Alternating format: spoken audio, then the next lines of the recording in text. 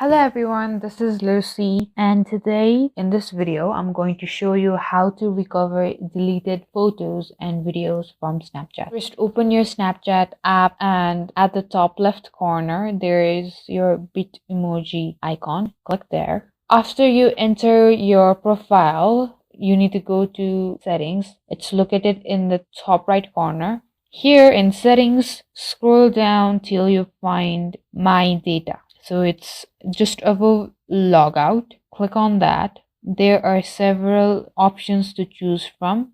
If you want the videos or the photos that you saved in your memories, then just click on that and go to the next page. And here you will need to choose the date. So it will ask you the date range of your specific data. You just need to choose from here, or you can just choose a specific date or month right here and click on submit. And that's how you recover deleted photos and videos from Snapchat. Thank you guys for watching. Like and subscribe for more videos, and I'll meet you guys in the next video.